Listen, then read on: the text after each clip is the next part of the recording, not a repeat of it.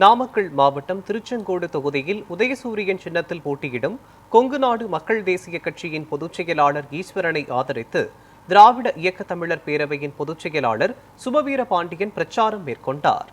நாமக்கல் மாவட்டம் திருச்செங்கோடு புதிய பேருந்து நிலையம் அருகே மதச்சார்பற்ற முற்போக்கு கூட்டணி சார்பில் உதயசூரியன் சின்னத்தில் போட்டியிடும் கொங்கு நாடு மக்கள் தேசிய கட்சியின் பொதுச் செயலாளர் ஈஸ்வரனை ஆதரித்து பரப்புரை பொதுக்கூட்டம் நடைபெற்றது.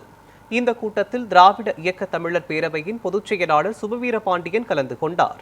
இந்த நிகழ்ச்சியில் மக்கள் தேசிய கட்சியின் பொதுச் செயலாளர் ஈஸ்வரன் பேசுகையில், பாஜகவுடன் அதிமுக கூட்டணி வைத்ததுமே நமது வெற்றி உறுதியாகிவிட்டது என்றார். அதிமுக பாஜகவுடன் கூட்டணி அமைத்து தேர்தலை சந்தித்த கடந்த காலங்களில் அதிமுகவின் வாக்குகள் வெகுவாக குறைந்து வருவதை பார்க்க முடிகிறது. இம்முறையும் பாஜகவுடன் கூட்டணி வைத்து அதிமுக தோல்வியை சந்திக்க இருப்பதாக அவர் தெரிவித்தார். எப்போது அதிமுக பாஜகவோடு கூட்டணி போட்டதோ அப்போதே நம்முடைய வெற்றி உறுதியாகிவிட்டது. பாஜகவோடு கூட்டணி வைத்தால் அதிமுகவினுடைய வாக்கு வங்கி சரிந்து கொண்டிருக்கிறது என்பது தெளிவாக தெரிகிறது. இப்போது 26 அவர்கள் மறுபடியும் கூட்டணி சேர்ந்திருக்கிறார்கள். தேமுதிக இன்றைக்கு நம்மோடு இருக்கிறார்கள்.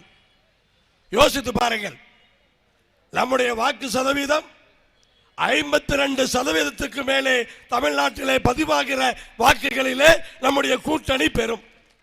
இன்னைக்கு பிஜேபி அதிமுக என்ன பண்றாங்க? டெல்லிக்கு வர சொல்றான்.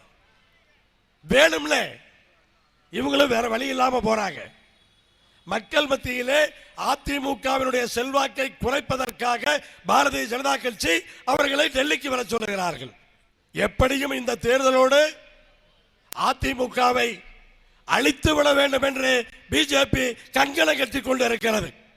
நம்முடைய எடப்பாடி அவர்கள் இந்த தேர்தலுக்கு பிறகும் தலைவராக நீடிப்பது கடினம். நான் ஜோதிடம் சொல்லவில்லை, முடிந்து போயிற்று. அதிமுகவை எம்ஜிஆர் தொடங்கினார், எடப்பாடி முடித்து வைப்பார். எடப்பாடி சாதாரணமாக கருதாதீர்கள், அவர் சாதாரணமான ஆள் இல்லை. எம்ஜிஆர் தொடங்கிய கட்சியையே முடித்து விடுவதற்கு அவர் தயாராகி விட்டார் நண்பர்களே. அதிமுகவை ஒரு தமாஷாக அவர் ஆக்கிவிட்டார் நண்பர்களே. 4 முனை போட்டி 7 முனை போட்டி எல்லாம் இல்லை. 7 முனை போட்டி என்றெல்லாம் யாரை வைத்து சொல்லுவது? 2 அணிகள் தான், 2 இடங்களிலே தான் போட்டி. தமிழ்நாட்டுக்கும் டெல்லிக்கும் மட்டும்தான் போட்டி. அதுதான் அடிப்படையானது. தமிழ்நாட்டுக்கும் டெல்லிக்கும் போட்டி என்றால் எப்படி?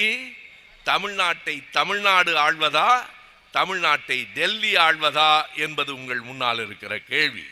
வாக்காளர்களே, விடையடியுங்கள்.